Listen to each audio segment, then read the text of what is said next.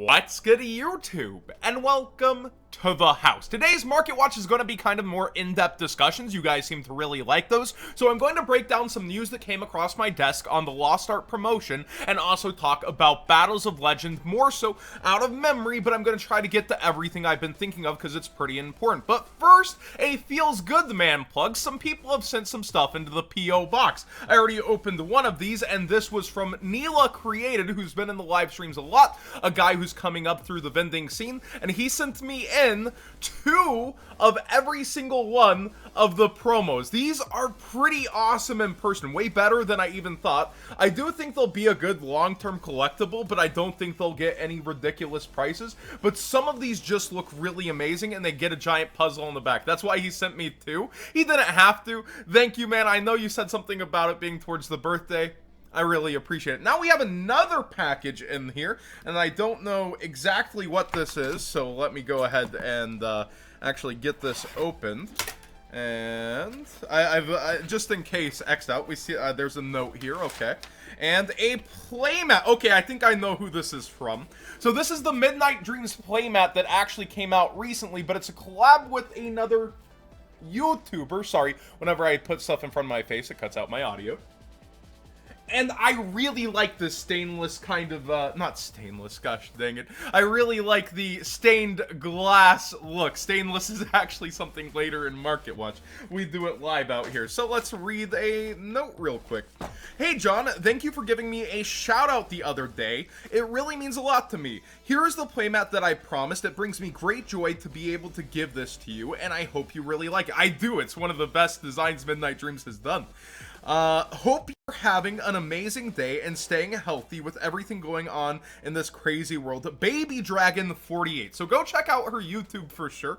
Definitely an upper and comer in the scene, and I think she's kind of got her head on straight compared to a lot of content creators that start out.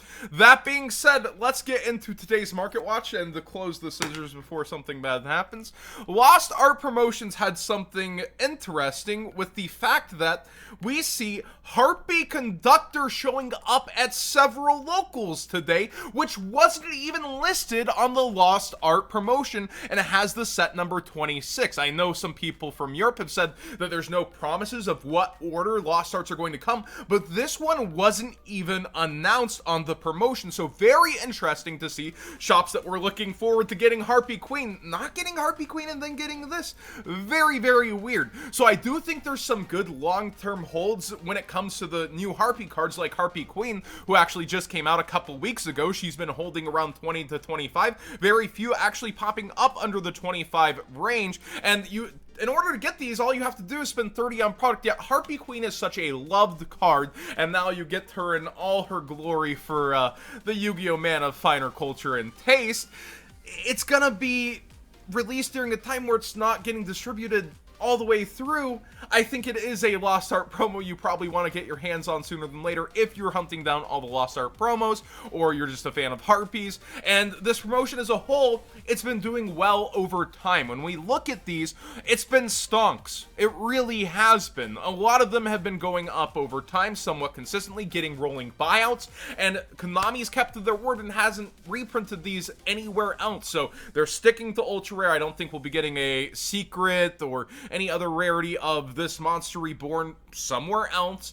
It really seems like they're sticking to supporting locals, and I love how this promotion goes through. So with that news, I do think it's good to look at the Harpy lineup, and Queen is probably still going to be the most expensive one, although Chandler does get used once we get to that. Now, the Exodia pieces, Exodia tends to have sold well through history, like even as commons, if you picked them out of bulk for a long time, $2 to $3 for every single limb, and Exodia pieces in general, you have the people who just want to remember the original show. Exodia Obliterate! I still think that original Lost Art, it's a good thing to have as a full promotion, and will only go up as time, but the smartest money might be on actually getting some of those graded over time, especially 10, 20 years from now, because there's a ton of each of these promos.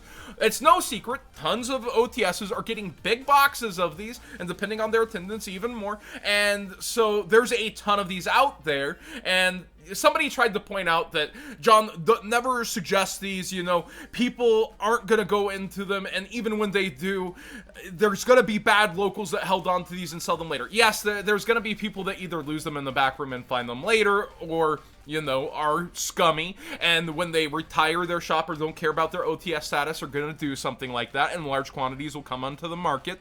The thing is, though, I think over time these will simply appreciate, and even if big influxes like that happen to the market, I think they'll eventually get eaten. It's no secret that the quantities are high on these for a lot of these, and even with wonky distribution, some of these are actually good long-term keeps. Harpy Queen, the ultimate rare, somebody asked me if the Lost Art versus the ulti, which I choose. I still think the ultimate rare is going to hold way better long-term value. We see the Unlims still hanging around the $70 mark for the lowest one, and boy, good luck finding yourselves some first editions these days at any kind of reasonable price. Now, the meat and potatoes of today's discussion, and what I'm trying to really jog my memory on everything I had to say, is Battles of Legend. First off, there's still been a lot of people quoting around, I've seen it on Facebook and other discussion places, that, oh my gosh, this product shorted, that's why it's so high in price. No. Almost everybody got their full allocation of Battles of Legend, and what I mean by that is when vendors placed their orders, they got pretty much everything. Things didn't get allocated away from them, so they got everything they asked for the most part, and even the ones who were told that they didn't get their full, like my friend Neela, who actually sent those in on a stream, said he got 80% of his. So when looking around, it's like, no, this was actually just sold by the name Battles of Legend, and then extra hype got thrown in like 10,000 Dragon and Utopia. Now let's talk 10,000 Dragon. I've heard all sorts of people going, oh, there's only 10,000 of them and that's why it's so high.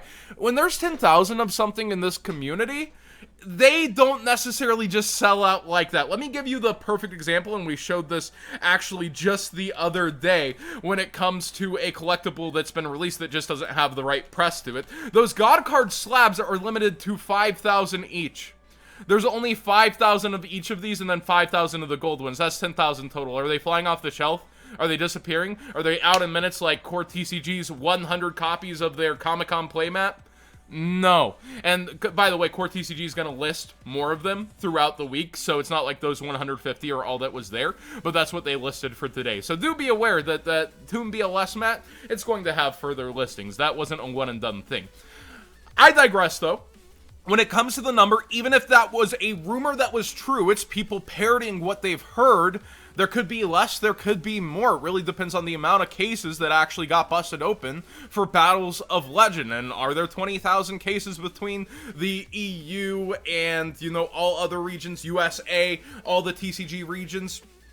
Who knows how many of these there really are, but it's about 1 out of every 4 cases for him, and 1 out of every 4 cases for Utopia, meaning out of every 2 cases you should pull the Starlight rare, or the 10,000 rare, as I think it's being dubbed in the community because of the 10,000 stamp, even with the 20th anniversary red lettering.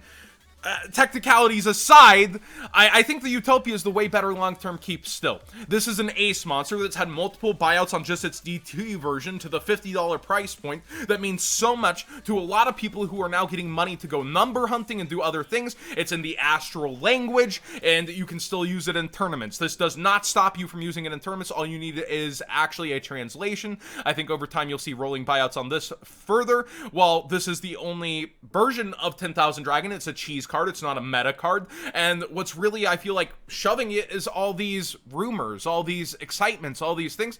Guys, the fact is, it's just, you're gonna see this about 1 out of every 4 cases, the same as Utopia. And from other people's reports, somebody opened 8 cases, they only saw 3 total between these, whereas, again, another person opened 14 and they saw 9, so it does seem like it's still around that 1 out of 2 case ratio, but this is a side set. So while you're only seeing 2 different Starlights in a sense, you're also going to be seeing that there's less of these boxes in total versus a core set likely printed despite the demand / the orders being filled. Now, Rise on the horizon is actually shorted in terms of what people have been asked for, and they've already got the heads up on that, along with the Megatons. So I would definitely be looking at Rise Starlights, but I just feel like 10,000 Dragon, even with the dip down towards 1,500, it is so overinflated. I don't see it keeping towards this. I don't think it's a great move to be buying this out. this is where I'd definitely be leaning if I'm looking at my money towards something high-end in this set. Chaos Emperor Dragon and other cards are still really bolstered, and people are like, should I buy the Chaos Emperor now? Do you think it'll go up further? Look at the BLS link. I think that people don't have this en masse to rip open yet. Just chill out a little. Chill out, wait for 2 full weeks to see how variations go, and spend money at prices you'd be happy with. Nobody's happy being a loser. Nobody wants to spend and then see the card go down, or not spend and see the card go up. And actually, Robbie did a full rant on this on his channel, actually stemming from my post on Facebook. I had a friend who had over 20 canceled orders on Numerons alone on pre-sales from TCG Player.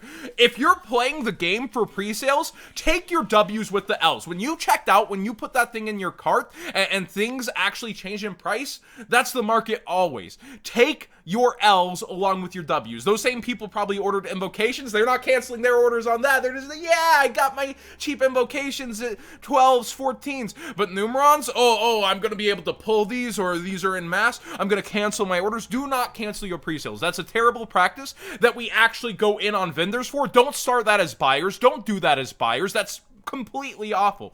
Now, the Fossil Warrior Skull Knight being bought out to this point, I don't see this sticking anywhere. Even with it being shorted, even though people like fossils, it's not a waifu archetype. Dinosaur's cool. But yeah, I see this going back down, definitely. Not everything shorted is always money. And if I was spending the smart money, it'd probably be on the Foolish Burial for rocks rather than this guy. But he does do something generically from the extra deck when sent, doesn't he? You can banish this card from your graveyard, target a monster on the field, destroy it, but you can only use it once per turn. So it's kind of like a worse nth in some senses, but it's an extra nth for decks like that. Definitely not the worst thing in the world, so it will have its place in gameplay. Also, I was told by Tier 0 they weren't seeing the most amount of O-Lions and Artifact Sanctums in their Ultra Rares, so that's the EU ratios. I'll check in on TCG ratios when I get a chance, but I've been hearing that from them on their pull rates as they've been able to go through things. And yeah, this set as a whole, I didn't envy anybody having to price it early out. It is a huge surprise to see the Numerons printed how they are, meaning Konami likely plans to take care of S0 or do something along those lines in the future. And it's so top-heavy this way early on. I feel like every Battles of Legend, whenever it's been released versus just a couple months later, we've seen huge shifts in what's on top. I wouldn't overcommit, but the Chaos Emperor Dragon is looking nice, but I think it's overpriced for now, for sure.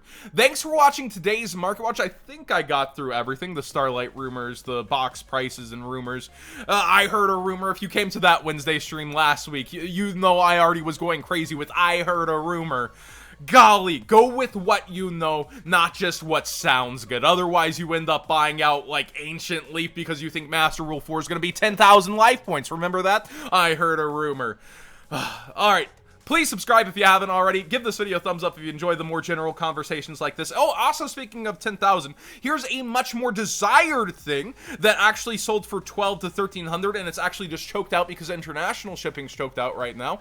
A stainless steel Dark Magician Girl. I find that way more collectible than a, 10,000 dragon here in the TCG personally, but not as many people are educated / know about something like that. So this is an example of something at 10,000 that did go up, but I think Dark Magician Girl, especially original art, is way more collectible than a 10,000 dragon, especially in special stainless steel.